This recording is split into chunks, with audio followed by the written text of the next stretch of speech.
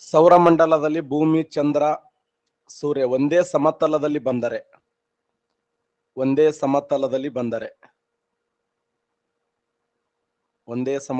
ಬಂದರೆ ಆಗ ಗ್ರಹಣಗಳು ಸಂಭವಿಸ್ತವೆ ನೋಡಿ. ಗ್ರಹಣಗಳು ಸಂಭವಿಸುತ್ತವೆ.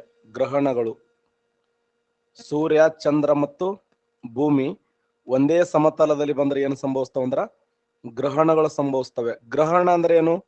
ನೆರಳು. ಗ್ರಹಣ ಈ ಪದದ ಅರ್ಥ ಏನಂದ್ರ ನೆರಳು.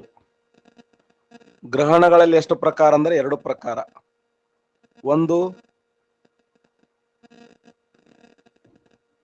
ಸೂರ್ಯಗ್ರಹಣ, ಇನ್ನೊಂದು ಚಂದ್ರಗ್ರಹಣ. ಸಿಂಪಲ್. ಭೂಮಿ ನೆರಳು ಚಂದ್ರನ ಮೇಲೆ ಬಿತ್ತು ಅಂತಂದ್ರ ಚಂದ್ರಗ್ರಹಣ. ಚಂದ್ರ ನೆರಳು ಭೂಮಿ ಮೇಲೆ ಬಿದ್ರೆ ಸೂರ್ಯಗ್ರಹಣ. ಸಿಂಪಲ್.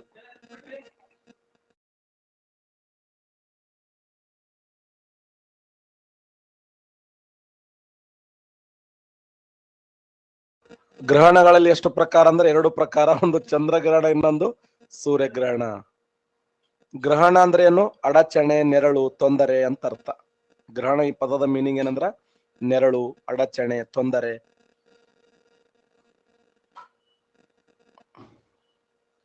ಸೂರ್ಯ,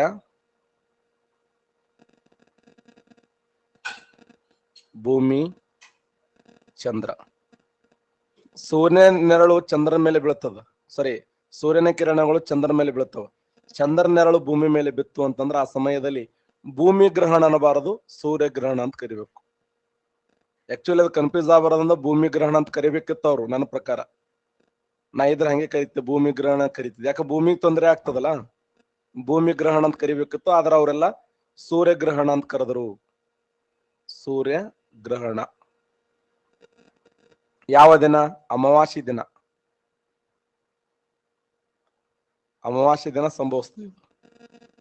ಅಮಾವಾಸ್ಯೆ ದಿನ.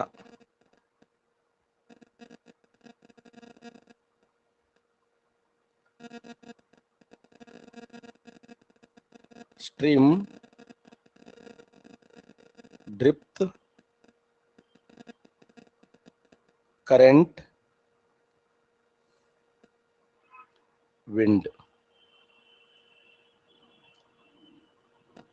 ಸಾಗರದ ಅಲೆಗಳು, ಸಾಗರದ ನೀರು ಪ್ರತಿ ಗಂಟೆಗೆ 10 ಕಿಲೋಮೀಟರ್ಗಿಂತ ಹೆಚ್ಚು ಚಲಿಸ್ತಾ ಇದ್ರೆ, ಕಿಲೋಮೀಟರ್ ಫಾರ್ ಅವರ್. ಸಾಗರದ ಅಲೆಗಳು ಗಂಟೆಗೆ 10 ಕಿಲೋಮೀಟರ್ಗಿಂತ ಜಾಸ್ತಿ ಚಲಿಸ್ತೈತೆ ಅಂದ್ರೆ ಅದಕ್ಕೆ ಏನಂತ ಕರೀತಾರ ಅಂದ್ರ ಸ್ಟ್ರೀಮ್ ಅಂತ ಕರೀತಾರ ನೋಡಿ. ಗಲ್ಫ್ ಸ್ಟ್ರೀಮ್ ಅಂತ ಹೆಸರು ಕೇಳಿರಿ. ಗಲ್ಫ್ ಸ್ಟ್ರೀಮ್ ಯಾವ ಸಾಗರದಲ್ಲಿ ಕಂಡು ಬರ್ತದೆ? ಅಟ್ಲಾಂಟಿಕ್ ಸಾಗರ. ಯಾವ ಸಾಗರದಲ್ಲಿ ಕಂಡು ಬರ್ತದೆ? ಗಲ್ಫ್ ಸ್ಟ್ರೀಮ್ ಎನ್ನುವುದು ಉಷ್ಣೋದಕ ಪ್ರವಾಹ ಯಾವ ಸಾಗರದಲ್ಲಿ ಕಂಡು ಬರ್ತದೆ ಅಂದ್ರ ಅಟ್ಲಾಂಟಿಕ್ ಸಾಗರದಲ್ಲಿ ಕಂಡು ಬರ್ತದೆ ನೋಡಿ. ಸಾಗರದ ಮೇಲ್ಮೈ ನೀರು ಒಂದು ಪ್ರದೇಶದಿಂದ ಮತ್ತೊಂದು ಪ್ರದೇಶಕ್ಕೆ ಚಲಿಸುವುದನ್ನೇ ಸಾಗರದ ಪ್ರವಾಹ ಅಂತ ಕರೀತಾರೆ. ಸಾಗರದ ಪ್ರವಾಹದಲ್ಲಿ ವೇಗಕ್ಕೆ ಅನುಸಾರವಾಗಿ 3 ಪ್ರಕಾರ. ಒಂದು ಸ್ಟ್ರೀಮ್, ಇನ್ನೊಂದು ಡ್ರಿಫ್ಟ್, ಇನ್ನೊಂದು current. Drift 0 to 3, current 3 to 10, about 10 stream. ಗಂಟೆಗೆ ಪ್ರತಿ 10 ಕಿಲೋಮೀಟರ್ಗಿಂತ ಹೆಚ್ಚು ಚಲಿಸ್ತಾ ಇತ್ತಂದ್ರೆ ಅದನ್ನ ಕರೀತಾರೆ ಅಂದ್ರ ಸ್ಟ್ರೀಮ್ ಅಂತೇಳಿ ಕರೀತಾರೆ. ಸ್ಟ್ರೀಮ್.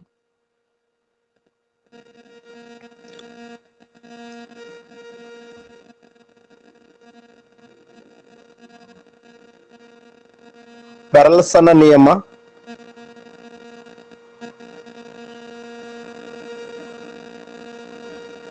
ಕೋರಿಯಾಲಿಸನ ನಿಯಮ, ಬುಯ್ಸ್ ಬುಲೆಟನ ನಿಯಮ, ಮೇಲಿನ ಎಲ್ಲವೂ. ಮಾರುತಗಳಿಗೆ ಸಂಬಂಧಪಟ್ಟ ನಿಯಮ ಯಾವುದು? ಮಾರುತಗಳಿಗೆ ಸಂಬಂಧಿಸಿದ ನಿಯಮ ಯಾವುದು? ಮಾರುತಗಳಿಗೆ ಸಂಬಂಧಪಟ್ಟಂತ ನಿಯಮ ಯಾವುದು?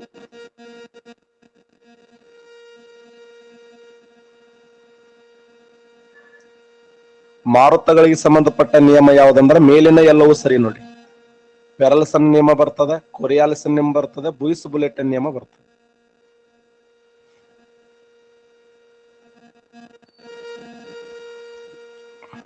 ಉಷ್ಣಾಂಶದ ಪ್ರಭಾವಕ್ಕೆ ಒಳಗಾಗಿ ಮಾರುತಗಳು ಒಂದು ಪ್ರದೇಶದಿಂದ ಮತ್ತೊಂದು ಪ್ರದೇಶಕ್ಕೆ ಚಲಿಸುವಾಗ ಅವು ತಮ್ಮ ದಿಕ್ಕನ್ನು ಬದಲಾವಣೆಯಾಗುತ್ತವೆ.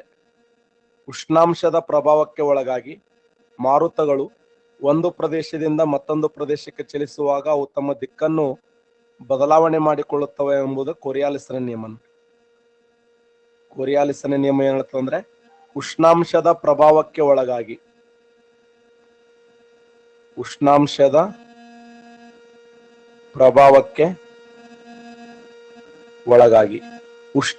ಪ್ರಭಾವಕ್ಕೆ ಒಳಗಾಗಿ ಮಾರುತಗಳು ಒಂದು ಪ್ರದೇಶದಿಂದ ಮತ್ತೊಂದು ಪ್ರದೇಶಕ್ಕೆ ಚಲಿಸುವಾಗ ಅವು ತಮ್ಮ ದಿಕ್ಕನ್ನು ಬದಲಾವಣೆ ಮಾಡಿಕೊಳ್ಳುತ್ತವೆ ಅಂತ ಹೇಳಿದವರು ಯಾರಂದ್ರ ಕೊರಿಯಾಲಿಸನ ನಿಯಮ.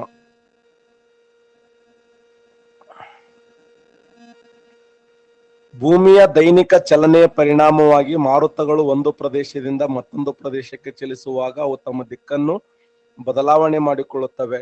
ಉತ್ತರಾರ್ಧಗೋಳದಲ್ಲಿ ತಮ್ಮ ಬಲದಿಕ್ಕಿಗೆ ಬೀಸಿದರೆ ದಕ್ಷಿಣಾರ್ಧಗೋಳದಲ್ಲಿ ತಮ್ಮ ಎಡದಿಕ್ಕಿಗೆ ಬೀಸುತ್ತವೆ ಎಂದು ಹೇಳಿದವರು ಯಾರು? ಸರಿಯಾದಂತ ಉತ್ತರ ಪೆರಲ್ಸನ ನಿಯಮ. ನೋಡಿ, ಭೂಮಿಯ ದೈನಿಕ ಚಲನೆಯ ಪರಿಣಾಮವಾಗಿ ಮಾರುತಗಳು ಒಂದು ಪ್ರದೇಶದಿಂದ ಮತ್ತೊಂದು ಪ್ರದೇಶಕ್ಕೆ ಚಲಿಸುವಾಗ ಉತ್ತರಾರ್ಧಗೋಳದಲ್ಲಿ ಮಾರುತಗಳು ತಮ್ಮ ಬಲದಿಕ್ಕಿಗೆ ಬೀಸಿದರೆ ದಕ್ಷಿಣಾರ್ಧಗೋಳದಲ್ಲಿ ಮಾರುತಗಳು ತಮ್ಮ ಎಡದಿಕ್ಕಿಗೆ ಬೀಸುತ್ತವೆ. In southern hemisphere clockwise in northern hemisphere clockwise, in southern hemisphere anti clockwise. ಉತ್ತರಾರ್ಧಗೋಳದಲ್ಲಿ ಗಡಿಯಾರ ದಿಕ್ಕಾದರೆ ದಕ್ಷಿಣಾರ್ಧಗೋಳದಲ್ಲಿ ಗಡಿಯಾರದ ವಿರುದ್ಧ ದಿಕ್ಕಿಗೆ ಬೀಸುತ್ತವೆ ಅಂತ ಹೇಳಿದವರು ಯಾರಂದ್ರ ಪೆರಲ್ಸನ ನಿಯಮ. ಯಾವ ನಿಯಮ? ಪೆರಲ್ಸ್.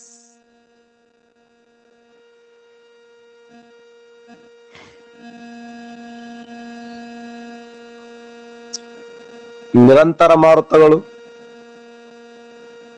ಮಾನ್ಸೂನ್ ಮಾರುತಗಳು, ಸ್ಥಳೀಯ ಮಾರುತಗಳು, ಅನಿಶ್ಚಿತ ಮಾರುತಗಳು. ಯಾವ ಮಾರುತಗಳನ್ನ ಸೈಕ್ಲೋನ್ಸ್ ಅಂತ ಕರೀತಾರೆ? ಯಾವ ಮಾರುತಗಳನ್ನ ಸೈಕ್ಲೋನ್ಸ್ ಎನ್ನುವರು? ಯಾವ ಮಾರುತಗಳನ್ನ ಸೈಕ್ಲೋನ್ಸ್ ಎನ್ನುವರು? ಸೈಕ್ಲೋನ್ಸ್ ಅಂತ ಯಾವುದನ್ನು ಕರೀತಾರೆ?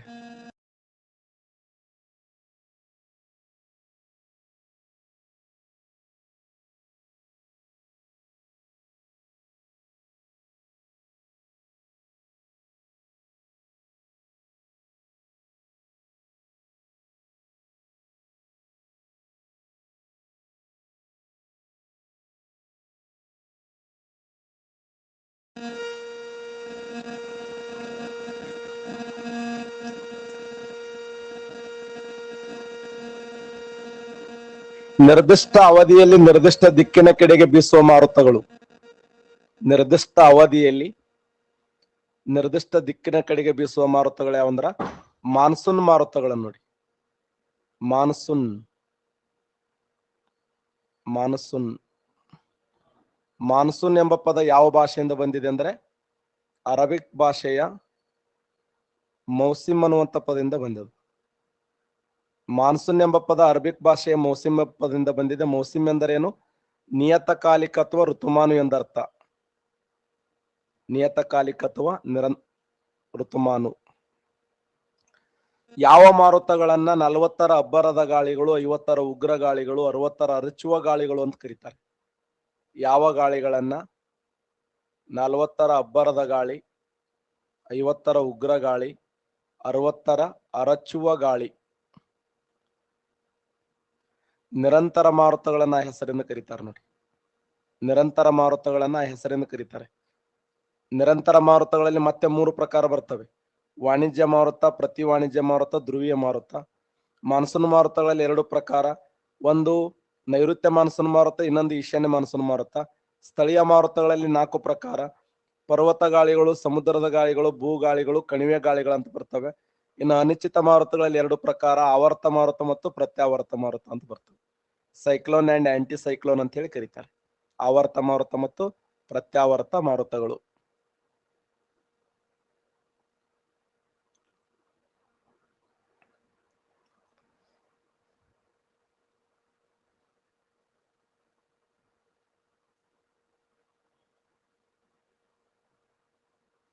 ನದಿ, ಹಿಮನದಿ, ಸಮುದ್ರ, ಅಂತರ್ಜಲ,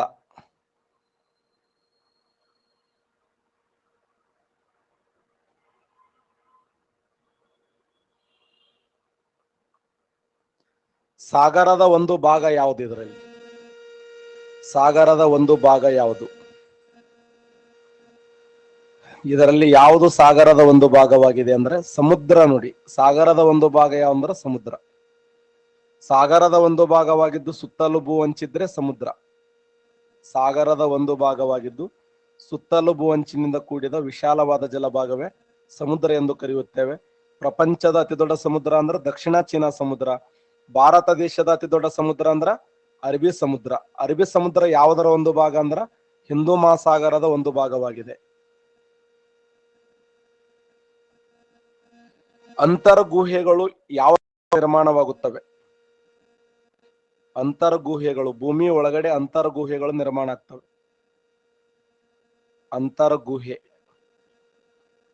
ಅಂತರ್ಗುಹೆಗಳು ಯಾವುದರಿಂದ ನಿರ್ಮಾಣ ಆಗ್ತಾವ ಅಂದ್ರೆ ಅಂತರ್ಜಲದಿಂದ ನಿರ್ಮಾಣ ಆಗ್ತಾವ. ನೋಡಿ, ಗ್ರೌಂಡ್ ವಾಟರ್ ಅಂತ ಕರಿತೀವಿ.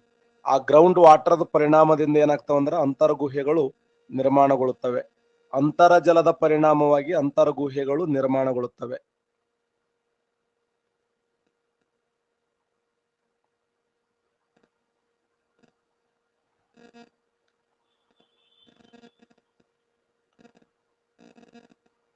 ಉತ್ತರ ಅಮೆರಿಕ, ದಕ್ಷಿಣ ಅಮೆರಿಕ, ಆಫ್ರಿಕಾ, ಯುರೋಪ. ಪ್ರಾಚೀನ ಕಾಲದಲ್ಲಿ ಯಾವುದು ಯುರೇಷಿಯಾದ ಒಂದು ಭಾಗವಾಗಿದೆ? ಪ್ರಾಚೀನ ಕಾಲದಲ್ಲಿ ಯಾವುದು ಯುರೇಷಿಯಾದ ಒಂದು ಭಾಗವಾಗಿದೆ?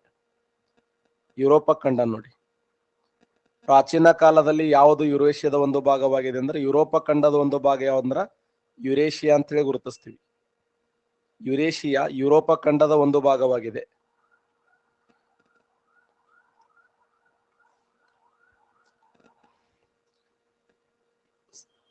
ಯಾವ ಖಂಡದ ಸ್ಥಳೀಯ ಜನಾಂಗದವರು ಬ್ರಿಟಿಷರನ್ನ ಪಿಲ್ಗ್ರಿಮ್ ಫಾದರ್ಸ್ ಎಂದು ಕರೆಯುತ್ತಿದ್ದರು? ಪಿಲ್ಗ್ರಿಮ್ ಫಾದರ್ಸ್ ಎಂದು ಕರೆಯುತ್ತಿದ್ದರು. ಪಿಲ್ಗ್ರಿಮ್ ಫಾದರ್ಸ್ ಅಂತ ಕರೀತಾರಂದ್ರ ಉತ್ತರ ಅಮೆರಿಕದ ಸ್ಥಳೀಯ ಜನಾಂಗದವರು ಇಂಗ್ಲೆಂಡ್ ದೇಶದವರನ್ನ ಏನಂತ ಕರೀತಾರಂದ್ರ ಪಿಲ್ಗ್ರಿಮ್ ಫಾದರ್ಸ್ ಅಂತ ಕರೀತಿದ್ರು. ಯಾಕಂದ್ರ 1624ರಲ್ಲಿ ಇಂಗ್ಲೆಂಡ್ ದೇಶದವರು ಮೇ ಫ್ಲವರ್ ಅನ್ನುವಂತ ಹಡಗನ್ನು ತಗೊಂಡು ಹೋಗ್ತಾರೆ. ಆ ಮೇ ಫ್ಲವರ್ ಎಂಬ ಹಡಗನ್ನು ತೆಗೆದುಕೊಂಡು 13 ವಸಾಹತುಗಳಲ್ಲಿ ತಮ್ಮ ಬದುಕನ್ನು ಕಟ್ಕೋತಾರೆ. ಅವ್ರಿಗೆ ಏನಂತ ಕರೆದ್ರಂದ್ರ ಸ್ಥಳೀಯ ಜನ ಪಿಲ್ಗ್ರಿಮ್ ಫಾದರ್ಸ್ ಅಂತ ಹೇಳಿ ಕರೀತಿದ್ರು. Pilgrim fathers.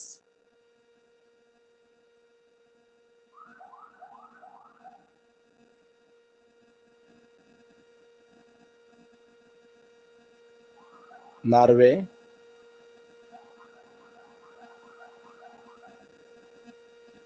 Great Barrier, Great Scotland, Newfoundland. Great Bank ಎಂಬ ಪ್ರಸಿದ್ಧವಾದ ಮೀನುಗಾರಿಕಾ ಸ್ಥಳ ಎಲ್ಲಿ ಕಂಡು ಬರುತ್ತದೆ? ಗ್ರೇಟ್ ಬ್ಯಾಂಕ್ ಎಂಬ ಪ್ರಸಿದ್ಧವಾದ ಮೀನುಗಾರಿಕಾ ಸ್ಥಳ ಎಲ್ಲಿ ಕಂಡು ಬರುತ್ತದೆ? ಗ್ರೇಟ್ ಬ್ಯಾಂಕ್ ಎಂಬ ಪ್ರಸಿದ್ಧವಾದ ಮೀನುಗಾರಿಕಾ ಸ್ಥಳ. ಗ್ರೇಟ್ ಬ್ಯಾಂಕ್ ಎಂಬ ಪ್ರಸಿದ್ಧವಾದ ಮೀನುಗಾರಿಕಾ ಸ್ಥಳ ಎಲ್ಲಿ ಕಂಡು ಬರುತ್ತದೆ? ನ್ಯೂ ಫೌಂಡ್ಲ್ಯಾಂಡ್ ದೇಶದ ಸಮೀಪ ಕಂಡು ಬರುತ್ತದೆ. ನೋಡಿ, ನ್ಯೂ ಫೌಂಡ್ಲ್ಯಾಂಡ್ ದೇಶದ ಸಮೀಪದಲ್ಲಿ ಕಂಡು ಬರುತ್ತದೆ. ನಾರ್ವೆ ದೇಶ ಹಾಕಿದ್ರಿ, ನಾರ್ವೆ ದೇಶದ ಸಮೀಪ ಕಂಡು ಬರುವುದು ಡಾಗರ್ ಬ್ಯಾಂಕ್. ಅದು ಡಾಗರ್ ಬ್ಯಾಂಕ್ ಬೇರೆ, ಗ್ರೇಟ್ ಬ್ಯಾಂಕ್ ಬೇರೆ. ಪ್ರಪಂಚದ ಅತಿ ದೊಡ್ಡ ಹವಳ ದಿನ್ನೆಗಳಿಂದ ಕೂಡಿದಂತ ಶ್ರೇಣಿ ಯಾವುದು? ಜಗತ್ತಿನ ಅತಿ ದೊಡ್ಡ ಹವಳ ದಿನ್ನೆಗಳಿಂದ ಕೂಡಿದ ಶ್ರೇಣಿ ಯಾವುದು? ಹವಳ ದಿನ್ನೆಗಳಿಂದ ಕೂಡಿದ ಶ್ರೇಣಿ ಗ್ರೇಟ್ ಬ್ಯಾರಿಯರ್. ನೋಡಿ, ಗ್ರೇಟ್ ಬ್ಯಾರಿಯರ್ ಎಂಬುದು ಪ್ರಪಂಚದ ಅತಿ ದೊಡ್ಡ ಹವಳ ದಿನ್ನೆಗಳಿಂದ ಕೂಡಿದಂತ ಒಂದು ಶ್ರೇಣಿ ಅಂತ ಗುರುತಿಸ್ತೀವಿ. ಪ್ರಪಂಚದ ಅತಿ ದೊಡ್ಡ ಹವಳ ದಿನ್ನೆಗಳಿಂದ ಕೂಡಿದ್ದು Great Barrier Reef. Great Barrier Reef. Australia ದೇಶದಲ್ಲಿ ಕಂಡು ಬರ್ತದೆ. ಹಿಮಾದ್ರಿ, ಗಂಗೋತ್ರಿ,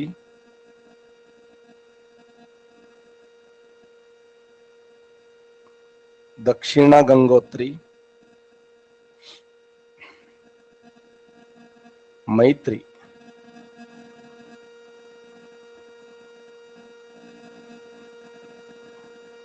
ಭಾರತಿ. ಉತ್ತರ ಧ್ರುವದಲ್ಲಿ ಭಾರತ ದೇಶದವರು ಆವಿಷ್ಕಾರಕ್ಕಾಗಿ ಸ್ಥಾಪನೆ ಮಾಡಿದ ಸಂಶೋಧನಾ ಕೇಂದ್ರ ಯಾವುದು? ಉತ್ತರ ಧ್ರುವದಲ್ಲಿ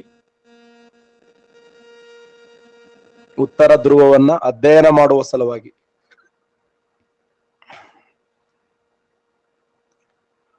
ಸರಿಯಾದಂತ ಉತ್ತರ ಹಿಮಾದ್ರಿ. ರೈಟ್ ಆನ್ಸರ್ ನೋಡಿ, ಹಿಮಾದ್ರಿ ಸರಿ ಉತ್ತರ. Himadri right answer. ಉತ್ತರ ಧ್ರುವ ಅಂದ್ರ ಇಲ್ಲಿ ಆರ್ಕಟಿಕ್ ಸಾಗರ ಕಂಡು ಬರ್ತದೆ. ಆ ಆರ್ಕಟಿಕ್ ಸಾಗರವನ್ನು ಅಧ್ಯಯನ ಮಾಡಲು ಭಾರತ ದೇಶದವರು ಅಲ್ಲಿ ತೆರೆದಂತ ಒಂದು ಸಂಶೋಧನಾ ಕೇಂದ್ರದ ಹೆಸರು ಏನಂದ್ರ ಹಿಮಾದ್ರಿ ಅನ್ನುವಂತ ಸಂಶೋಧನಾ ಕೇಂದ್ರವನ್ನ ತೆರೆಯಲಾಗಿದೆ. ನೆನ್ಪಿಡಿ, Himadri.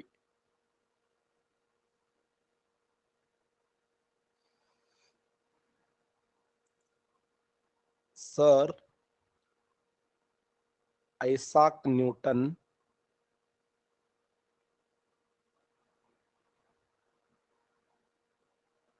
William Gilbert,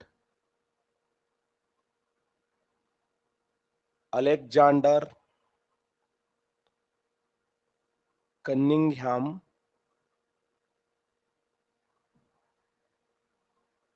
Alexander von Humboldt. ಭೂಮಿ ಒಂದು ಜಿಯಾಡಾಕಾರವಾಗಿದೆ. ಭೂಮಿ ಒಂದು ಜಿಯಾಡಾಕಾರವಾಗಿದೆ ಹೀಗೆ ಹೇಳಿದವರು ಯಾರು? ಭೂಮಿ ಒಂದು ಜಿಯಾಡಾಕಾರವಾಗಿದೆ ಎಂದು ಹೇಳಿದವರು ಯಾರು? ಭೂಮಿ ಇದೊಂದು ಜಿಯಾಡಾಕಾರವಾಗಿದೆ ಎಂದು ಹೇಳಿದವರು ಯಾರು? ಸರಿಯಾದಂತ ಉತ್ತರ sir Isaac Newton. Right answer ನೋಡಿ. ಸರ್ ಐಸಾಕ್ ನ್ಯೂಟನ್ ಏನಂತಂದ್ರ ಭೂಮಿ ಜಿಯಾಡಾಕಾರವಾಗಿದೆ. ಭೂಮಿ ಜಿಯಾಡ್ ಅಂದ್ರೆ ಏನು? ಸಮಭಾಜಕ ವೃತ್ತ ಏನಿದೆ ಜಾಸ್ತಿ ಇದೆ.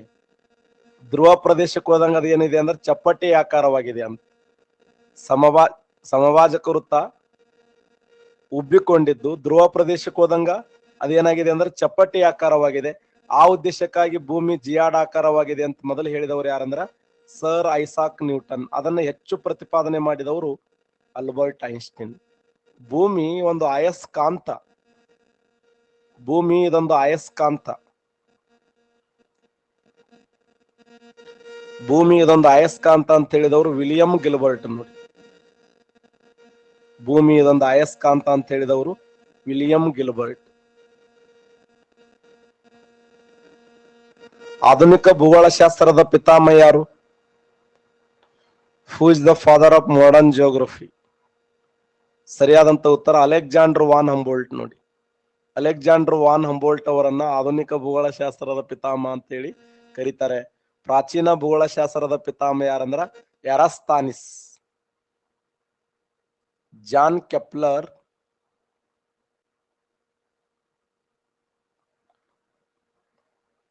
ಜಾನ್ ಕೆಪ್ಲರ್,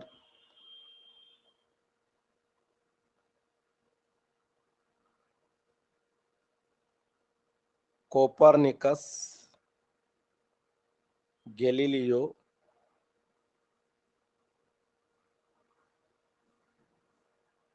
ವಿಲಿಯಂ,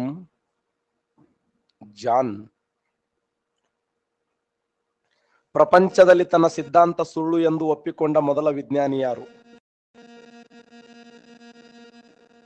ಪ್ರಪಂಚದಲ್ಲಿ ತನ್ನ ಸಿದ್ಧಾಂತ ಸುಳ್ಳು ಎಂದು ಒಪ್ಪಿಕೊಂಡ ಮೊದಲ ವಿಜ್ಞಾನಿ ಯಾರು?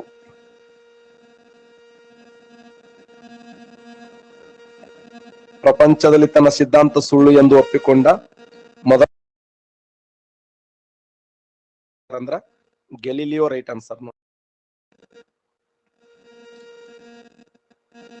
ಗ್ರಹಗಳಿಗೆ ತನ್ನದೇ ಆದ ಚಲನೆ ಇದ್ದು ಸೂರ್ಯನಿಂದ ಗ್ರಹಗಳು ದೂರ ಹೋದಂತೆ ಅವುಗಳ ಪರಿಭ್ರಮಣಾವಧಿ ಹೆಚ್ಚಾಗುತ್ತದೆ. ಸೂರ್ಯನಿಂದ ಗ್ರಹಗಳು ದೂರ ಹೋದಂತೆ ಅವುಗಳ ಪರಿಭ್ರಮಣಾವಧಿ ಹೆಚ್ಚಾಗುತ್ತದೆ ಅಂತ ಹೇಳಿದವರು ಯಾರು? John Kepler. ನೋಡಿ, ಗ್ರಹಗಳಿಗೆ ತನ್ನದೇ ಆದ ಚಲನೆ ಇದ್ದು ಸೂರ್ಯನಿಂದ ಗ್ರಹಗಳು ದೂರ ಹೋದಂತೆ ಅವುಗಳ ಪರಿಭ್ರಮಣಾವಧಿ ಹೆಚ್ಚಾಗುತ್ತದೆ ಅಂತ ಹೇಳಿದವರು ಜಾನ್ ಕೆಪ್ಲರ್. ಅಗ್ನಿಶಿಲೆ, ಪದರು ಶಿಲೆ, ರೂಪಾಂತರ ಶಿಲೆ, ಮಿಶ್ರ ಶಿಲೆ. ಪೆಟ್ರೋಲಿಯಂ ಎಂಥ ಶಿಲೆ? ಪೆಟ್ರೋಲಿಯಂ ಎಂಬುದು ಎಂಥ ಶಿಲೆ? ಇದು ಪೆಟ್ರೋಲಿಯಂ ಅನ್ನೋದು ಪದರು ಶಿಲೆ. ಪದರು ಶಿಲೆ ಅಂದ್ರು ಒಂದೇ, ದ್ವಿತೀಯ ಶಿಲೆ ಅಂದ್ರು ಒಂದೇ, ಜಲಜ ಶಿಲೆ ಅಂದ್ರು ಒಂದೇ, ಕಣ ಶಿಲೆ ಅಂದ್ರು ಒಂದೇ. ಹಂಗ್ಯಾಂಗ್ ಸರ ಪೆಟ್ರೋಲಿಯಂ? ಹೌದು, ಪೆಟ್ರೋ ಎಂಬ ಕಲ್ಲಿನಲ್ಲಿ ಎಣ್ಣೆ ಸಿಗುತ್ತದೆ. ಪೆಟ್ರೋ ಎಂಬ ಕಲ್ಲಿನಲ್ಲಿ ದೊರೆಯುವಂತ ಎಣ್ಣೆಯನ್ನೇ ಪೆಟ್ರೋಲಿಯಂ. ಈಗ ಹೆಂಗ್ ಕೂತೀವಲ್ಲ ಹಿಂಗೆ ನಾವು ಭೂಮಿಯ ಒಳಗೆ ಹೋಗ್ಬಿಟ್ಟೇವ್ ಅಂದ್ರೆ ಸಾವಿರಾರು ವರ್ಷಗಳ ನಂತರ ನಾವು ಪೆಟ್ರೋಲಿಯಂ ಆಗಿ ಪರಿವರ್ತನೆ ಆಗುತ್ತವೆ.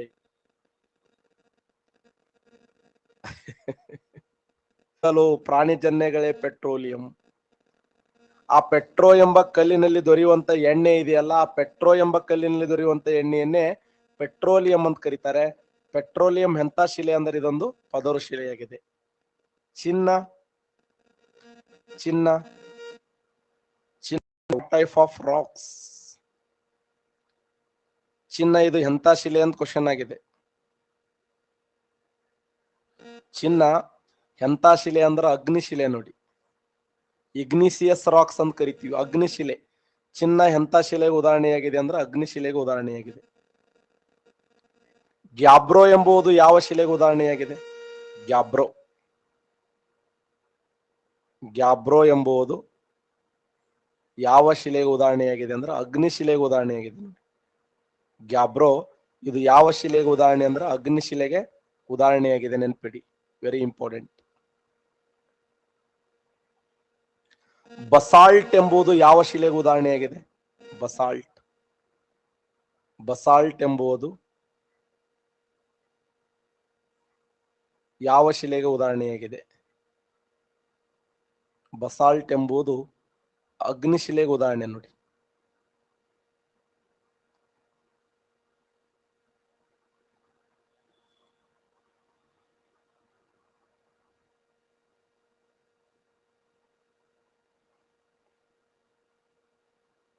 ಗುರು ಗ್ರಹ, ಶನಿ ಗ್ರಹ, ಬುಧ ಗ್ರಹ, ಶುಕ್ರ ಗ್ರಹ ತನ್ನನ್ನು ತಾನು ಅತಿ ಸುದೀರ್ಘವಾಗಿ ಸುತ್ತಿಕೊಳ್ಳುವ ಗ್ರಹ ಯಾವುದು? ತನ್ನನ್ನು ತಾನು ಅತಿ ಸುದೀರ್ಘವಾಗಿ ಸುತ್ತಿಕೊಳ್ಳುವ ಗ್ರಹ ಯಾವುದು? ತನ್ನನ್ನು ತಾನು ಅತಿ ಸುದೀರ್ಘವಾಗಿ ಸುತ್ತಿಕೊಳ್ಳುವ ಗ್ರಹ ಅಂತಂದ್ರ ಶುಕ್ರ. ಶುಕ್ರ ಗ್ರಹದ ಭ್ರಮಣಾವಧಿ ಎಷ್ಟಂದ್ರ 245 ವರ್ಷಗಳು. ನೋಡಿ, 245 ದಿನಗಳು. 245 ದಿನ. ಸೌರಮಂಡಲದಲ್ಲಿ ಅತ್ಯಂತ ದೊಡ್ಡ ಭ್ರಮಣಾವಧಿ ಹೊಂದಿದ ಗ್ರಹ. ಸೌರಮಂಡಲದಲ್ಲಿ ಅತ್ಯಂತ ದೊಡ್ಡ ಭ್ರಮಣಾವಧಿ ಹೊಂದಿದ ಗ್ರಹ ಯಾವುದು? Very good. ಸೌರಮಂಡಲದಲ್ಲಿ ಅತ್ಯಂತ ದೊಡ್ಡ ಭ್ರಮಣಾವಧಿ ಹೊಂದಿದ ಗ್ರಹ ಅಂದ್ರೆ ಶುಕ್ರ. ಎರಡೂ ಒಂದೇ. ಅದಕ್ಕೆ ನಿಮ್ಗೆ ನಾ ಹೇಳೋದು, ನಿಮ್ ಬಹಳ ಸರಿ ನೀವು ತಪ್ಪು ಹಾಕ್ತೀರಿ, ಬೈಪಟ್ ಮಾಡ್ಬೇಡ್ರಿ ಅಂತ ನಾ ಯಾಕೆ ಹೇಳ್ತೀನಿ, ಇದಕ್ಕೆ ಹೇಳ್ತೇನೆ. ಭ್ರಮಣ ಅಂದ್ರು ಒಂದೇ, ತನ್ನನ್ನು ತಾನು ಸುತ್ತಿಕೊಳ್ಳುವುದಂದ್ರು ಒಂದೇ, ಅತಿ ದೊಡ್ಡ ದಿನ ಅಂದ್ರು ಒಂದೇ, ಅತಿ ದೊಡ್ಡ ಹಗಲು ರಾತ್ರಿ ಹೊಂದಿದ ಗ್ರಹ ಅಂದ್ರು ಒಂದೇ. ಹೆಂಗ್ ಬೇಕಾದಂಗೆ ಕೇಳ್ಬಹುದು. ಅತ್ಯಂತ ದೊಡ್ಡ ಭ್ರಮಣಾವಧಿ ಅಂದ್ರು ಒಂದೇ, ಅತ್ಯಂತ ದೊಡ್ಡ ದಿನ ಹೊಂದಿದ ಗ್ರಹ ಅಂದ್ರು ಒಂದೇ, ಅತಿ ದೊಡ್ಡ ಹಗಲು ರಾತ್ರಿ ಹೊಂದಿದ ಗ್ರಹ ಅಂತಂದ್ರು ಒಂದೇ, ತನ್ನನ್ನು ತಾನು ಅತ್ಯಂತ ಹೆಚ್ಚು ಸುತ್ತಿಕೊಳ್ಳುವ ಗ್ರಹ ಅಂದ್ರು ಒಂದೇ. ಶುಕ್ರ ಗ್ರಹದ ಮೇಲೆ ಕೇಳಿದಂತ ಪ್ರಶ್ನೆ. ತನ್ನನ್ನು ತಾನು ಅತಿ ವೇಗದಲ್ಲಿ ಸುತ್ತಿಕೊಳ್ಳುವ ಗ್ರಹ ಯಾವುದು? ತನ್ನನ್ನು ತಾನು ಅತಿ ವೇಗದಲ್ಲಿ ಸುತ್ತಿಕೊಳ್ಳುವ ಗ್ರಹ ಅಂದ್ರೆ ಗುರುಗ್ರಹ. ಗುರುಗ್ರಹ 9 ಗಂಟೆ 10 ನಿಮಿಷ ಒಂದ್ಸರಿ ತನ್ನ ತಾ ಸುತ್ಕೋಬೇಕಾದ್ರೆ ಗುರುಗ್ರಹದಕ್ಕೆ ಹೋದೆ ಅಂದ್ರೆ 4 ಗಂಟೆ 35 ನಿಮಿಷ ಹಗಲು ಇರ್ತದ, 4 ಗಂಟೆ 35 ನಿಮಿಷ ರಾತ್ರಿ ಇರ್ತದ. ಮಕ್ಕೊಂಡೇನ ಎದ್ದು ಕುಂದಿರ್ತೀವಿ, ಎದ್ದು ಕುಂದರದ ಮಕ್ಕೊಂಡ್ಬಿಡ್ತೀವಿ. ನಮ್ಮಲ್ಲಿ 12 ಗಂಟೆ ಹಗಲ 12 ಗಂಟೆ ರಾತ್ರಿ ಇರಂಗಿಲ್ಲ. ಅಲ್ಲಿ 4 ಗಂಟೆ 35 ನಿಮಿಷ ಹಗಲ, 4 ಗಂಟೆ 35 ನಿಮಿಷ ರಾತ್ರಿ. 4:35 ಸ್ವಲ್ಪ ನಾಷ್ಟಾ ಮಾಡಿ ಅನ್ನೋದಕ್ಕೆ ಊಟಕ್ಕೆ ಹೋಗ್ಬಿಡ್ತೀವಿ 2 ಗಂಟೆ. ಊಟ ಮಾಡಿ ಅನ್ನೋದ್ರಾಗೆ ಮತ್ತ ಮಧ್ಯಾಹ್ನ ಸ್ವಲ್ಪ ಸ್ನಾಕ್ಸ್ ತಗೊಂಡು ಚೂಡಾ ತಿನ್ನೋದ್ರಾಗೆ ಮತ್ತೇನಪ್ಪಾ ಅಂದ್ರ ನಿದ್ದೆ ಬಂದ ಬಿಡ್ತದೆ. ಹಂಗೆ ಇದು ಬಹಳ ಒಳ್ಳೇದು. ಇದು ಶುಕ್ರ 4 ತಿಂಗಳು ಹಗಲು ಇರ್ತದ, 4 ತಿಂಗಳು ರಾತ್ರಿ ಇರ್ತದ. ಅಲ್ಲಿ ಒಂದ್ಸರಿ ಮಕ್ಕೊಂಡೆ ಅಂದ್ರೆ 4 ತಿಂಗಳು ಮಕ್ಕೋಬೇಕು, ಒಂದ್ಸರಿ ಎದ್ದೆ ಅಂದ್ರೆ 4 ತಿಂಗಳು ಹೇಳ್ಬೇಕು. ಎಲ್ರು ಹೊರಗಡೆ ಹೊಂಟೇವ್ ಅಂದ್ರೆ 4 ತಿಂಗಳು ಆರಾಮ್ ತಿರುಗಾಡಿ ಬರ್ಬೋದು ಒಂದಿನ. ಅದು ನಟಾಲ್ ಇಂಡಿಯನ್ ಕಾಂಗ್ರೆಸ್,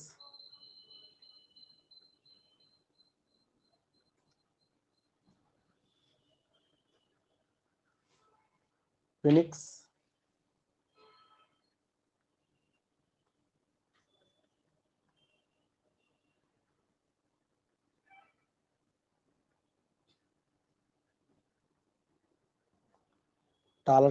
ಟಾಲ್ಸ್ಟಾಯ್ ಆಶ್ರಮ,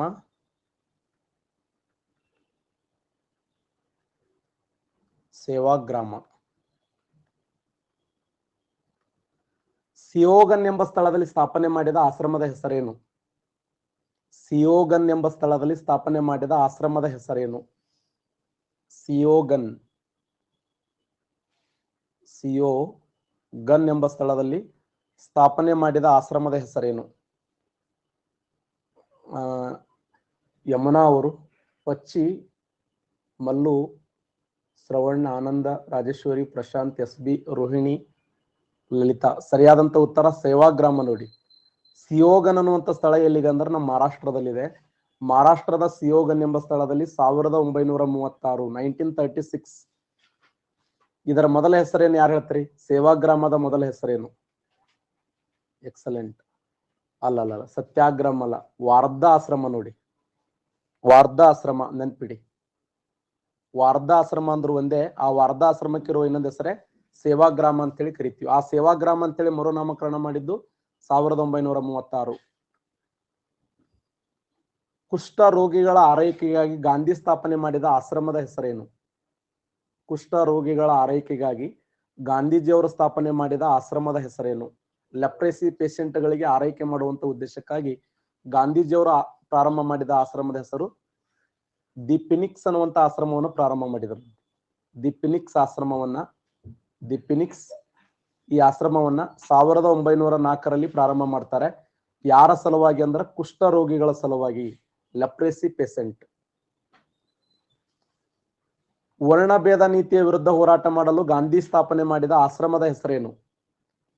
ವರ್ಣಭೇದ ನೀತಿಯ ವಿರುದ್ಧ ಹೋರಾಟ ಮಾಡಲು ಗಾಂಧಿ ಸ್ಥಾಪನೆ ಮಾಡಿದ ಆಶ್ರಮದ ಹೆಸರು ಇಂಡಿಯನ್ ನಟಾಲ್ ಕಾಂಗ್ರೆಸ್. ನೋಡಿ, ಇದನ್ನು 1894ರಲ್ಲಿ ಗಾಂಧೀಜಿಯವರು ದಕ್ಷಿಣ ಆಫ್ರಿಕಾದ ನಟಾಲ್ ಎಂಬ ಸ್ಥಳದಲ್ಲಿ ಸ್ಥಾಪನೆ ಮಾಡ್ತಾರೆ.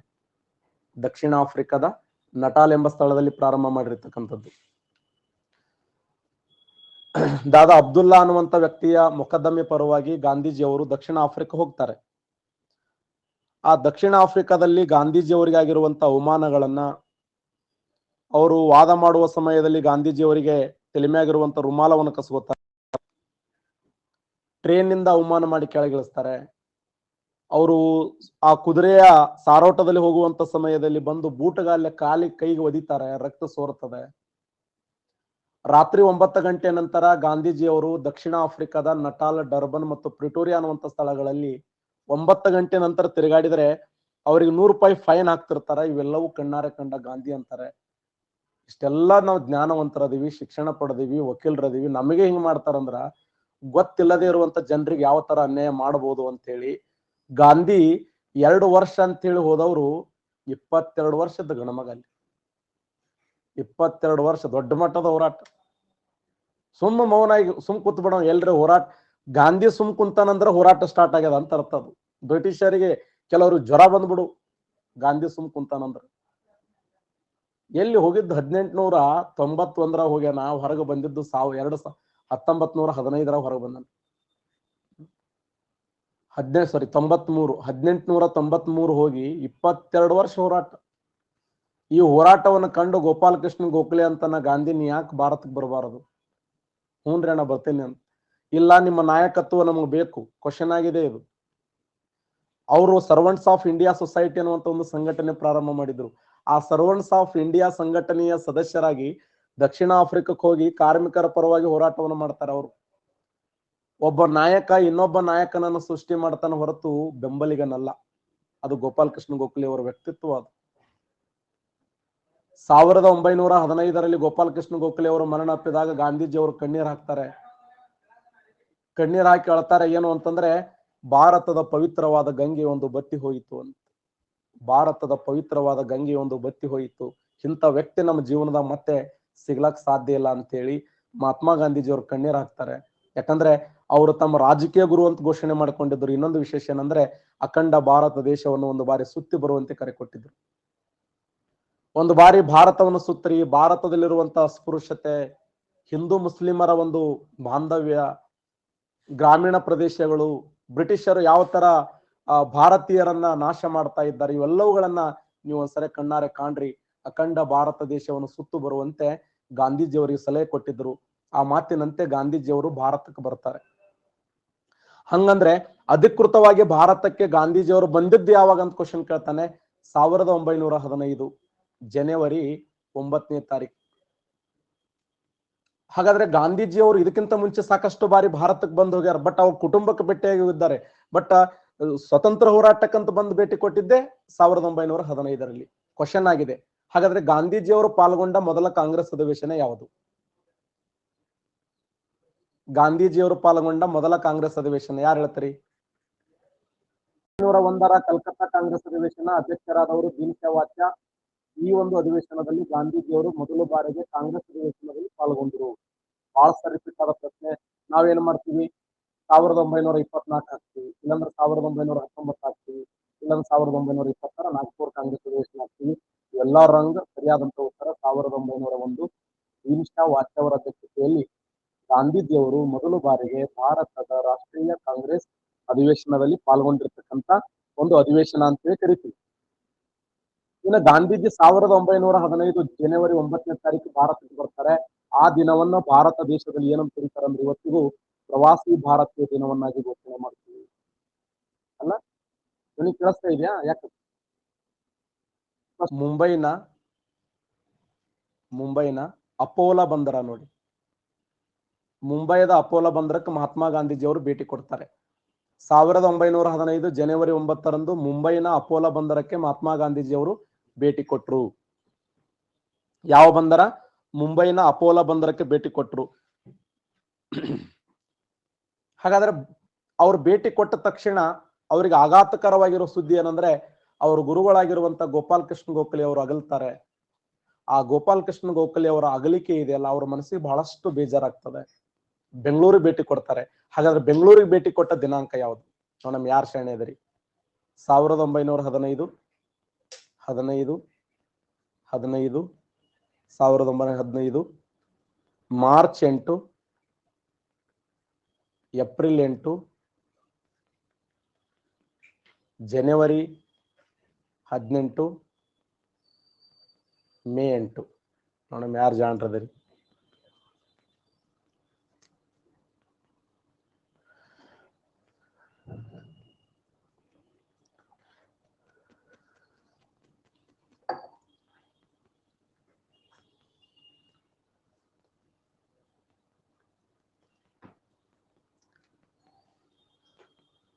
ಸರಿಯಾದಂತ ಉತ್ತರ 1915 ಮೇ 8 ರೈಟ್ ಆನ್ಸರ್. ಬರ್ಕೋರಿ ಅದನ್ನ, ಓದಾರಲ್ಲ ಬರೆಯೋರಲ್ಲ. ಭೇಟಿ ಕೊಟ್ಟಿದ್ದ ಯಾವಾಗಂದ್ರ 1915 ಮೇ 8ರಂದು.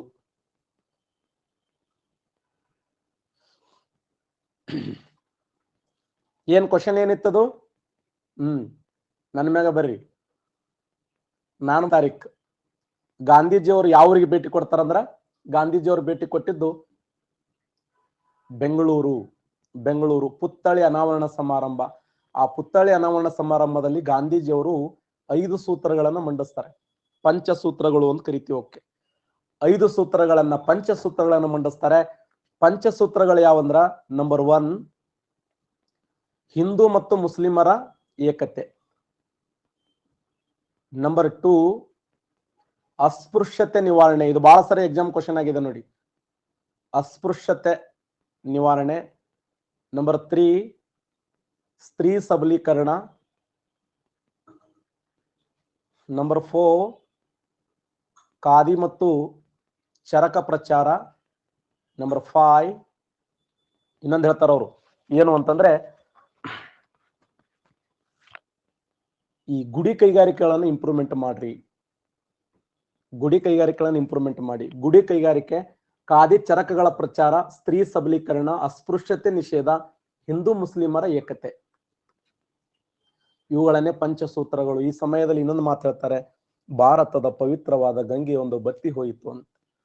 ಭಾರತದ ಪವಿತ್ರವಾದ ಗಂಗೆಯೊಂದು ಬತ್ತಿ ಹೋಯಿತು. ಯಾರ ಮರಣದ ನಂತರ ಮಹಾತ್ಮ ಗಾಂಧೀಜಿಯವರು ಈ ಮಾತು ಹೇಳಿದಾರೆ ಅಂದ್ರೆ ಗೋಪಾಲ್ ಕೃಷ್ಣ ಗೋಖಲೆ ಅವರ ಮರಣದ ನಂತರ ಮಹಾತ್ಮ ಗಾಂಧೀಜಿಯವರು ಈ ಸ್ಟೇಟ್ಮೆಂಟ್ ಅನ್ನ ಕೊಟ್ರು. ಮೇ 8ನೇ ತಾರೀಕು ಬೆಂಗಳೂರಿಗೆ ಭೇಟಿ ಕೊಡ್ತಾರೆ. ಗೋಪಾಲ್ ಕೃಷ್ಣ ಗೋಖಲೆ ಅವರ ಪುತ್ಥಳಿ ಅನಾವರಣ ಸಮಾರಂಭಕ್ಕೆ ಅವರು ಅಣಿಯಾಗ್ತಾರೆ. ಅದಾದ ನಂತರ ಗಾಂಧೀಜಿಯವರು ಗುಜರಾತ್ ರಾಜ್ಯದಲ್ಲಿ ಯಾವ ಆಶ್ರಮವನ್ನು ಪ್ರಾರಂಭ ಮಾಡಿದರು? ಗಾಂಧೀಜಿಯವರು ಗುಜರಾತ್ನಲ್ಲಿ ಯಾವ ಆಶ್ರಮವನ್ನು ಪ್ರಾರಂಭ ಮಾಡಿದರು ಅಂದ್ರೆ ಎಲ್ಲರೂ ಅಂತಾರೆ ಸಬರಮತಿ ಆಶ್ರಮ. ರಾಂಗ್, ಅದು ಸತ್ಯಾಗ್ರಹ ಎಂಬ ಆಶ್ರಮ. ಸತ್ಯಾಗ್ರಹ ಎಂಬ ಆಶ್ರಮ.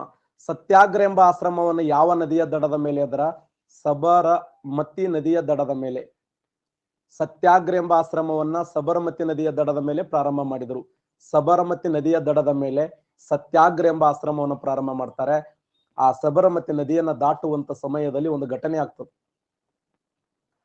ತಮ್ಮ ಅನುಯಾಯಿಗಳೊಂದಿಗೆ ಒಂದಿನ ಆ ಹಳ್ಳವನ್ನ ದಾಟುವಂತ ಸಮಯದಲ್ಲಿ ಒಂದು ಚಿಕ್ಕ ನದಿ, ಅದು ಚಿಕ್ಕ ಹಳ್ಳ. ಆ ಚಿಕ್ಕ ಹಳ್ಳವನ್ನ ದಾಟುವಂತ ಸಮಯದಲ್ಲಿ ಒಬ್ಬ ಹೆಣ್ಣು ಮಗಳು ಸ್ನಾನ ಮಾಡಿ ಅರಬೆತ್ತಲೆಯಾಗಿ ಆ ನದಿಯಲ್ಲಿ ನಿಂತಿದ್ದಾಳೆ.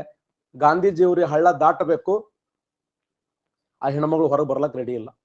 1 ನಿಮಿಷ, 2 ನಿಮಿಷ, 10 ನಿಮಿಷ, 15 ನಿಮಿಷ, 20 ನಿಮಿಷ, 30 ನಿಮಿಷ ನಿಂತರು. ಅವಾಗ ಗಾಂಧಿ ಅಂತಾರೆ, ಬಾರಮ್ಮ ನಾವು ಆ ದಂಡಿಗೆ ಹೋಗ್ಬೇಕು ಅಂದಾಗ, ಇಲ್ರಿ ಗೌರವದಿಂದ ರೆಸ್ಪೆಕ್ಟ್ಫುಲ್ ಆಗಿ, ಇಲ್ಲ ನೀವೇ ಮೊದಲು ದಾಟ್ರಿ, ಯಾಕಂದ್ರೆ ನನಗೆ ಉಟ್ಕೊಳಕ್ ಬಟ್ಟೆ. ಮತ್ತೆ ವಿಚಾರ ಮಾಡ್ತಾರೆ, ನನ್ನ ಭಾರತ ದೇಶದ ಎಷ್ಟೋ ಜನರಿಗೆ ಉಟ್ಕೊಳಕ್ ಬಟ್ಟೆ ಇಲ್ಲ ಅನ್ನೋದಾದ್ರೆ ನಾ ಕೋಟ್ ಸೂಟ್ ಬೂಟ್ ಹಾಕೊಂಡ್ರೆ ಏನು ಪ್ರಯೋಜನ ಅಂತ ಹೇಳಿ ಅವತ್ತಿನಿಂದ ಗಾಂಧೀಜಿ ಅವರು ಒಂದು ತ್ಯಾಗ ಮಾಡ್ತಾರೆ. ಏನ್ ತ್ಯಾಗ ಅಂದ್ರೆ ಖಾದಿಯಿಂದ ತಯಾರಿಸಿದಂತ, ಚರಕದಿಂದ ತಯಾರಿಸಿದ ಬಟ್ಟೆಯನ್ನ ತೊಟ್ಕೊಳಕ್ ಪ್ರಾರಂಭ ಮಾಡ್ತಾರೆ. ಇದೇ ವಿಷಯದ ಕುರಿತು 1931ರಾಗ ವಿನ್ಸ್ಟನ್ ಚರ್ಚಿಲ್ ಅವರು 2ನೇ ದುಂಡು ಮೇಜಿನ ಸಮ್ಮೇಳನದಲ್ಲಿ, ನೀವು ಫುಲ್ ಡ್ರೆಸ್ ಹಾಕೊಂಡ್ರ ಒಳಗ್ ಬರ್ರಿ, ಇಲ್ಲದ ಬರಂಗಿಲ್ಲ ಅಂತ. ಹೋಗಮ್ಮರ ಏನ್ ಹಚ್ಚಿ ಅಂತ ಗಾಂಧಿ, ಒಳಗ್ ಬರ್ಲೇ ಬೇಡ ಅಂತ. ಅವ್ಗ ಒಳಗ್ ಹೋಗಿ ಹೇಳ್ರಿ, ಯಾರು ಅಧ್ಯಕ್ಷ ಅದನ್ನಲ್ಲ, ರಾಮ್ಸೆ ಮ್ಯಾಕ್ಡೊನಾಲ್ಡ್ ಗೊತ್ತಾಯ್ತು ಸುದ್ದಿ. ಯಾಕಂದ್ರೆ ಒತ್ತಾಯ ಪೂರ್ವಕವಾಗಿ ಗಾಂಧಿನ ಕರೆಸಿ 2ನೇ ದುಂಡು ಮೇಜಿನ ಸಮ್ಮೇಳನಕ್ಕೆ ಅಲ್ಲಿ ಗಾಂಧಿ ಇರುವಿನ ಒಪ್ಪಂದಾಗಿ ಅವ ಯಾರು MC ಯಾರು MR ಜೇಕರ್, ತೇಜ್ ಬಹದ್ದೂರ್ ಸಪ್ರು ಬಡದಾಡಿ ಗಾಂಧಿ ಕಳಿಸ್ಯಾರ. ಅಲ್ಲಿ ಒಳಗಡೆ ಬಿಡ್ಲಕ್ ರೆಡಿ ಇಲ್ಲ, ಡ್ರೆಸ್ ಫುಲ್ ಹಾಕೊಂಡ್ ಬರ್ರಿ ಅಂತ. ಬರಲ್ಲ ಅಂದ ಗಾಂಧಿ, ಇದು ನನ್ನ ಸಿದ್ಧಾಂತ, ಇದು ಬಾ ಅಂದ್ರ ಒಳಗ್ ಬರ್ತೀನಿ, ಇಲ್ಲಾಂದ್ರೆ ಯಾರು ಹೊರಗೆ ಹೋಗ್ತೀನಿ ಅಂತ. ಅವಾಗ ಸಿಟ್ಟಿಗೇರಿ ವಿನ್ಸ್ಟನ್ ಚರ್ಚಿಲ್ ಹೇಳ್ತಾನೆ, ಅರೆಬೆತ್ತಲೆ ಪಕ್ಕಿರ ಅಂತ. ಎಷ್ಟನೇ ದುಂಡು ಮೇಜಿನ ಸಮ್ಮೇಳನ ಅಂತ ಕ್ವಶನ್ ಕೇಳಿದ್ದಾರೆ. 2ನೇ ದುಂಡು ಮೇಜಿನ ಸಮ್ಮೇಳನದಲ್ಲಿ ಯಾಕೆ ಗಾಂಧೀಜಿಯವರು ಅರೆಬೆತ್ತಲೆ ಆಗಿದ್ರು ಅನ್ನೋದಕ್ಕೆ ಇದೊಂದು ಸಾಕ್ಷಿ ಘಟನೆ. ಗಾಂಧೀಜಿಯವರು ಗುಜರಾತ್ ರಾಜ್ಯದ ಸಬರಮತಿ ನದಿಯ ದಡದ ಮೇಲೆ ಪ್ರಾರಂಭ ಮಾಡಿದ ಆಶ್ರಮದ ಹೆಸರು ಸತ್ಯಾಗ್ರಹ ಎಂಬ ಆಶ್ರಮ. ಇನ್ನು ಮಹಾರಾಷ್ಟ್ರದ ಸಿಯೋಗನ್ ಎಂಬ ಸ್ಥಳದಲ್ಲಿ ಇನ್ನೊಂದು ಆಶ್ರಮವನ್ನು ಪ್ರಾರಂಭ ಮಾಡ್ತಾರೆ. ಅದು ಯಾವ್ದಂದ್ರ ಸೇವಾಗ್ರಾಮ ಅಂತ. ಸೇವಾಗ್ರಾಮ ಮತ್ತು ಸತ್ಯಾಗ್ರಹ ಆಶ್ರಮದಂತೆ ಕರ್ನಾಟಕ ರಾಜ್ಯದಲ್ಲಿ ಒಂದು ಆಶ್ರಮ ಇದೆ. ಯಾರು ಹೇಳ್ತಾರೆ? ಅದನ್ನ ಕರ್ನಾಟಕದ ಗಾಂಧಿಪುರ ಅಂತ ಕರೀತಾರೆ. ಕರ್ನಾಟಕದ ಗಾಂಧಿಪುರ ಯಾರು ಹೇಳ್ತಾರೆ? Very good, excellent. ಹಾವೇರಿ ಜಿಲ್ಲೆಯ ಮೋಟೆಬೆನ್ನೂರು ಅಂತ. ಹಾವೇರಿ ಜಿಲ್ಲೆಯ ಮೋಟೆಬೆನ್ನೂರು ಎಂಬ ನಗರವನ್ನು ನಿರ್ಮಾಣ ಮಾಡಿದವರು ಯಾರಂದ್ರೆ ಕರ್ನಾಟಕ ರಾಜ್ಯದ ಭಗತ್ ಸಿಂಗ್ ಎನಿಸಿಕೊಂಡಂತ ಮೈಲಾರ ಮಹಾದೇವಪ್ಪ ಅವರು.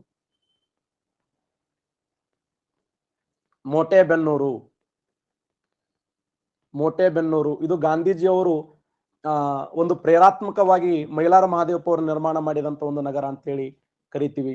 ಹೀಗೆ ಗಾಂಧೀಜಿಯವರು ಇನ್ನೇನು ಸಬರಮತಿ ಆಶ್ರಮವನ್ನು ಪ್ರಾರಂಭ ಮಾಡ್ತಾರೆ. ಸೇವಾಗ್ರಾಮ ಅನ್ನುವಂತ ಆಶ್ರಮದ ಚಿಂತನೆಯನ್ನು ಮಾಡ್ತಿರ್ತಾರೆ. ಇಂಥ ಸಮಯದಲ್ಲಿ ಗಾಂಧೀಜಿಯವರಿಗೆ ಒಂದು ಕರೆ ಬರ್ತದೆ. ಏನ್ ಕರೆ ಅಂದ್ರೆ, ಗಾಂಧಿ ನೀನು ನಮ್ಮ ಹೋರಾಟಕ್ಕೆ ಬರಬೇಕು ಅಂತ. ಯಾವ ಹೋರಾಟ ಅಂದ್ರೆ 1917ರ ಚಂಪಾರಣ್ಯ ಸತ್ಯಾಗ್ರಹ. ಚಂಪಾರಣ್ಯ ಎಲ್ಲಿದೆ? ಚಂಪಾರಣ್ಯ ಇದು ಚಂಪಾರಣ್ಯ ಅನ್ನುವುದು ಬಿಹಾರ್ ರಾಜ್ಯದಲ್ಲಿ ಕಂಡು ಬರ್ತದೆ. ಬಿಹಾರ್ ರಾಜ್ಯದ ಚಂಪಾರಣ್ಯ ಸತ್ಯಾಗ್ರಹ. ವಾಟ್ ಅಬೌಟ್ ಚಂಪಾರಣ್ಯ ಅಂತ ಕೇಳಿದ್ದಾನೆ ಬಹಳ ಸಾರಿ ಕ್ವಶನ್. ಈ ಚಂಪಾರಣ್ಯದ ವಿಶೇಷ ಏನು ಯಾರು ಹೇಳ್ತಾರೆ? ಗಾಂಧೀಜಿಯವರು ಮಾಡಿದ ಮೊದಲ ಅಲ್ಲ ಅಲ್ಲ ನೀಲಿ ಬೆಳೆ ಅಲ್ಲ. ಗಾಂಧೀಜಿಯವರು ಮಾಡಿದ ಮೊದಲ. ಎಕ್ಸಲೆಂಟ್, ಒಬ್ರು ಆನ್ಸರ್ ಮಾಡಿದ್ರು. ಯಾರವರು? ಅಜಿತ್ ಅವರೇ. Excellent excellent Ajit. ಕಾನೂನು ಭಂಗ ಚಳವಳಿ ನೋಡಿ, ಗಾಂಧೀಜಿಯವರು ಮಾಡಿದ ಮೊದಲ ಕಾನೂನು ಭಂಗ ಚಳವಳಿ. ಕಾನೂನು ಭಂಗ ಚಳವಳಿ, ಕಾನೂನು ಭಂಗ ಬಹಳ ಇಂಪಾರ್ಟೆಂಟ್ ಆಗಿರುವಂತ ಪಾಯಿಂಟ್ ಇದು. ಕಾನೂನು ಭಂಗ ಚಳವಳಿ ಹೌದು. ಗಾಂಧೀಜಿಯವರು ಮಾಡಿದ ಮೊದಲ ಹೋರಾಟನೂ ಹೌದು, ಗಾಂಧೀಜಿಯವರು ಮಾಡಿದ ಮೊದಲ ಕಾನೂನು ಭಂಗ ಚಳವಳಿನೂ ಹೌದು. ಬಿಹಾರ್ ರಾಜ್ಯದ ಚಂಪಾರಣ್ಯ ಅನ್ನುವಂತ ಸ್ಥಳದಲ್ಲಿ ಯಾವುದರ ವಿರುದ್ಧ ಹೋರಾಟ ಮಾಡ್ತಾರಂದ್ರ ತೀನ್ ಕತಾಯಿ ಪದ್ಧತಿ. ತೀನ್ ಕತಾಯಿ, ತೀನ್ ಕತಾಯಿ ಏನ್ ಸರ ತೀನ್ ಕತಾಯಿ ಅಂದ್ರ ಅವ್ರು ಏನಂತಾರಂದ್ರ 3/20% ನೀವು ನೀಲಿ ಬೆಳೆ ಬೆಳೆಯಬೇಕು ಅಂತಾರ ಅವ್ರು. ಒಟ್ಟು ಭೂ ಪ್ರದೇಶದಲ್ಲಿ, ಒಟ್ಟು ಭೂಮಿಯಲ್ಲಿ 3/20 ಅಂದ್ರೆ ಎಷ್ಟು? 3/20 ಅಂದ್ರೆ ಎಷ್ಟು ಇಂಟು 100, 21 25 15 ಅಂದ್ರೆ 15%. ಒಟ್ಟು ಭೂ ಪ್ರದೇಶ ಏನಿದೆಯಲ್ಲ, ಆ ಒಟ್ಟು ಭೂ ಪ್ರದೇಶದಲ್ಲಿ 15% ನೀಲಿ ಬೆಳೆಯಲೇಬೇಕು ಅಂತ. 15% ನೀಲಿಯನ್ನು ಬೆಳಿಲೇಬೇಕು. ಕರೆಕ್ಟ್ ಅದ ಹೇಳ ನಂದು. ಯಾರೋ ಮೊಬೈಲ್ ಬ್ಲಾಸ್ಟ್ ಆಯ್ತಾನೋ ನಿಮ್ಮ ಮಾಯಿ.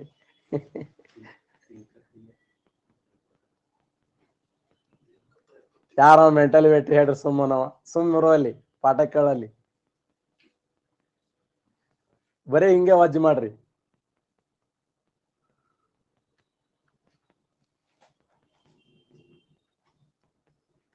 ಎಷ್ಟು ಪರ್ಸೆಂಟ್ ನೀಲಿ ಬೆಳಿಬೇಕು? 15%. ಆಮೇಲೆ ಅವ್ರು ಆ ಏನು ಬೆಳೆಗಾರರು ಇದ್ದಾರಲ್ಲ, ಅವ್ರ ಕಡೆದ ಅಡ್ವಾನ್ಸ್ ದುಡ್ಡು ತೊಗೊಂಡ್ಬಿಟ್ಟಿದ್ರು ಅವ್ರು. ಆ ದುಡ್ಡು ತೊಗೊಂಡ ಸಲುವಾಗಿ ಈ ತೀನ್ ಕತಾಯಿ ಅನ್ನುವಂತ ಪದ್ಧತಿಯ ವಿರುದ್ಧ ದೊಡ್ಡ ಮಟ್ಟದ ಹೋರಾಟ ನಡೆದು ಬಿಡುತ್ತು. ಯಾಕಂದ್ರ ಆಲ್ರೆಡಿ ಜರ್ಮನಿ ದೇಶದಲ್ಲಿ ಕೃತಕ ನೀಲಿ ಬೆಳೀತಾ ಇದ್ದಾರೆ. ಜರ್ಮನಿ ದೇಶದಲ್ಲಿ ಕೃತಕ ನೀಲಿ ಬೆಳೀತಾ ಇದ್ದಾರೆ. ಆ ನೀಲಿ ಬೆಳೆಯುವುದರಿಂದ ಭೂಮಿ ಹಾಳಾಗ್ತಾ ಇದೆ, ಅದರಿಂದ ಯಾವುದೇ ಲಾಭ ಇಲ್ಲ. ಲಾಭ ಇಲ್ಲದೆ ಇರುವ ಸಲುವಾಗಿ ಎಂತ ಹೋರಾಟ ಮಾಡಿದ್ರು ಅಂತಂದ್ರೆ, ದೇಶದಲ್ಲಿ ಯಾರು ಒಂದು ಚಂಪಾರಣ್ಯದ ನಾಯಕರಾಗಿರುವಂತ ಯಾರು? ರಾಜಕುಮಾರ್ ಶುಕ್ಲಾ. ಎಕ್ಸಲೆಂಟ್. ಒಬ್ರು ಕ್ವಶನ್ ಕೇಳಿದ್ದಾರೆ, ಸರ್ ನೀಲಿ ಬೆಳೆ ಅಂದ್ರೆ ಏನು? ಈ ಪ್ರೆಸೆಂಟ್ ನಾವು ವೈಟ್ ಬಟ್ಟೆ ಇರ್ತದಲ್ಲ, ವೈಟ್ ಬಟ್ಟೆಗೆ ಅದು ನಾವು 8th 9th 10th ಇದ್ದಾಗ ಆ ವೈಟ್ ಅಂಡ್ ವೈಟಿಗೆ ನೀಲಿ ಬಟ್ಟೆ ಹಾಕೊಂಡು ಹೋಗ್ತಿದ್ದೆ, ನೆನಪಿದೆಯಾ? ಮುಂಜಾನೆ ಇದು ಮಾಡಿಸ್ತಿದ್ರಲ್ಲ ನಮಗೆ, ಏನದು ಉಜಾಲ. ಈ ಪ್ರೆಸೆಂಟ್ ಉಜಾಲ ಅದು. ಮಾರ್ಚ್ ಪಾಟ್ ಮಾಡಿಸೋದು, ಇದು ಎಮಡಿ ಮಾಡಿಸ್ತಾರಲ್ಲ ಡ್ರಿಲ್. ಈ ತರ ನಾವ್ ಏನೋ ಬದಲಾವಣೆ ಆಗ್ಲಿಲ್ಲ. ಆ ಬದಲಾವಣೆ ಆಗಿದ್ದಂದ್ರ ಆ ಬಗ್ಗೆ ಇದು ಮಾಡ್ತಾರಲ್ಲ, ಯಾವತ್ತೇ ಯಾರು ಬಂದು ಹೊಡೆದು ಹೋಗ್ತಾರೆ ಹೇಳಕ್ ಆಗಲ್ಲ. ಅದೊಂದಂತೂ ಪರ್ಫೆಕ್ಟ್ ಅದು.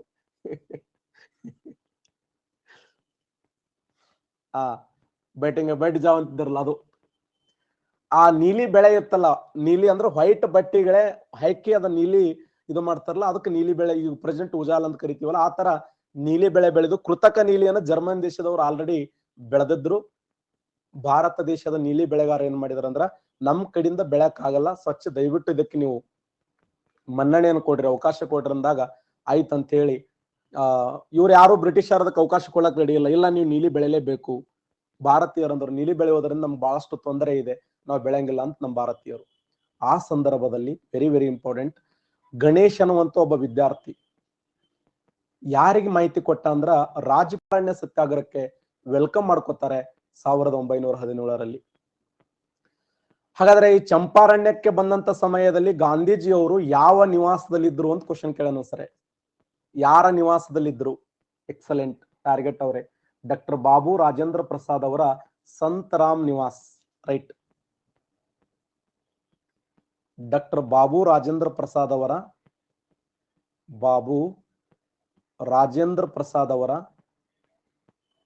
ಸಂತ್ ರಾಮ್ ನಿವಾಸ್. ಸಂತ್ ರಾಮ್, ಇದು ಬಹಳ ಇಂಪಾರ್ಟೆಂಟ್ ನೋಡಿ. ಯಾವ ನಿವಾಸದಲ್ಲಿ ಇದ್ರಂದ್ರ ಸಂತ್ ರಾಮ್ ನಿವಾಸ್. ಡಾಕ್ಟರ್ ಬಾಬು ರಾಜೇಂದ್ರ ಪ್ರಸಾದ್ ಅವರ ಸಂತ್ ರಾಮ್ ನಿವಾಸದಲ್ಲಿ ಮಹಾತ್ಮ ಗಾಂಧೀಜಿ ಅವರು ಇದ್ರು. ಹಾಗಾದ್ರೆ ಗಾಂಧೀಜಿಯವರು ಜಿಲ್ಲಾಧಿಕಾರಿಗಳಾಗಿರುವಂತ ಹೆಕಾಕ್ ಡಿಶಿಯವ, ಆ ಒಂದು ಚಂಪಾರಣ್ಯದ ಜಿಲ್ಲಾಧಿಕಾರಿಯಾಗಿರುವಂತ ಹೆಕಾಕ್ ಅನ್ನುವಂತ ವ್ಯಕ್ತಿ ಮುಂದೆ ಹೋಗಿ ಗಾಂಧಿ ಹೇಳ್ತಾರೆ, ನೋಡಪ್ಪ, ನಮ್ ಜನರು ಯಾವ್ದು ಮನಸ್ಸಿಗೆ ಬಂದ ಬೆಳೆಯನ್ನು ಬೆಳಿತಾರೆ, ನೀ ಅದಕ್ಕೆ ಅಡ್ಡಿ ಮಾಡಬಾರದು, ತೊಂದರೆ ಮಾಡಬಾರದು ಅಂತಾರ ಅವ್ರು. ಅವಾಗ ಹೆಕಾಕ್ ಅಂತಾನೆ, ನೀನು ಚಂಪಾರಣ್ಯವನ್ನು ಬಿಟ್ಟು ಹೋಗದೇ ಇದ್ದರೆ ನಿನ್ನ ಮೇಲೆ ಕೇಸ್ ಹಾಕ್ತಿವಿ ನಿನ್ನ ವಿರುದ್ಧ ನಾವು ಕ್ರಮವನ್ನು ಕೈಗೊಳ್ಳಬೇಕಾಗ್ತದೆ. ದಯವಿಟ್ಟು ನೀನು ಈ ಒಂದು ಚಂಪಾರಣ್ಯವನ್ನು ಬಿಡಬೇಕು ಅಂದಾಗ ಗಾಂಧಿ ಅಂತಾರ, ಅಪ್ಪಿ ನೀ ಸಣ್ಣ ಕೂಸದೀಪ, ದಕ್ಷಿಣ ಆಫ್ರಿಕಾದಾಗ 22 ವರ್ಷ ಹೋರಾಟ ಮಾಡೀನಿ, ಸುಮ್ ಹೋಗೋ ಮರ ಏನ್ ಹಚ್ಚಿ. ನನ್ ಮುಂದೆಲ್ಲ ನೀ ಸಣ್ಣವ, ಹುಚ್ಚುತ್ತರ ಮತ್ತೆ ಬೇಡ. ನನಗೆಲ್ಲಾ ಕಾಯ್ದೆ ಕಾನೂನುಗಳು ಗೊತ್ತವೆ, ಪ್ರತಿಯೊಂದು ವಿಧಿ ಸೆಕ್ಷನ್ಗಳು ನನಗೆ ಪ್ರತಿಯೊಂದು ಗೊತ್ತವೆ. ಸುಮ್ಮ ಅವ್ರಿಗೆ ನೀ ಇವರ ಹೋರಾಟದ ಇತಿಹಾಸವನ್ನ ಕಂಡಂತ ಹೆಕಾಕನ್ನುವಂತ ವ್ಯಕ್ತಿ ಮುಂದಂತ ಆಯ್ತು ಶರಣಾಗತಿ ಅದೇ ಬರೇ ಒಂದ್ 4-5 ಮಾತು, ಆ 4-5 ಮಾತಿಗೆ ಆ ಹೆಕಾಕನ್ನುವಂತ ವ್ಯಕ್ತಿ ಬೆಚ್ಚ ಬಿದ್ದವ, ಯಪ್ಪೋ ಅಂದವ. ನಾ ಭಾರತ ಅಲ್ಲ, ದಕ್ಷಿಣ ಆಫ್ರಿಕಾದ ಹೋರಾಟ ಮಾಡಿದವ, ನೀ ಯಾರು ಸುಮ್ಮರು.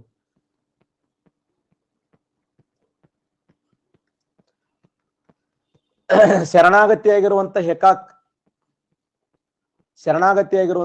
ಏನ್ ಮಾಡಿದ ಅಂದ್ರೆ, ಇನ್ನು ಮುಂದೆ ಯಾವ ಬೇಕಾದಂತ ಬೆಳೆನ ಬೆಳೀರಿ ಅಂತ ಹೇಳಿ ಅವಕಾಶ ಕೊಟ್ಟ. ಇದನ್ನೇ ನಮ್ಮ ಭಾರತ ಸ್ವತಂತ್ರ ಹೋರಾಟದಲ್ಲಿ ಚಂಪಾರಣ್ಯ ಸತ್ಯಾಗ್ರಹ ಅಂತ ಹೇಳಿ ಕರಿತೀವಿ. ಚಂಪಾರಣ್ಯ ಸತ್ಯಾಗ್ರಹದಲ್ಲಿ ಏನು ಅಕ್ರಮವಾಗಿ ಅಲ್ಲಿ ನೀಲಿ ಬೆಳೆಗಾರರು ದುಡ್ಡನ್ನು ಸಂಗ್ರಹ ಮಾಡಿದ್ರಲ್ಲ, ಅದನ್ನು ಕೂಡ ರೈತರಿಗೆ ವಾಪಸ್ ಕೊಟ್ರು. ನಿಮ್ ಮನಸ್ಸಿಗೆ ಬಂದಂತ ಬೆಳೆಗಳನ್ನ ಬೆಳೀರಿ ಅಂತ ಹೇಳಿ ಇದಕ್ಕೆ ಅವಕಾಶವನ್ನು ಮಾಡಿಕೊಟ್ರು. ಯಾರು ಹೇಳ್ತಾರೆ? ಚಂಪಾರಣ್ಯ ಸತ್ಯಾಗ್ರಹ.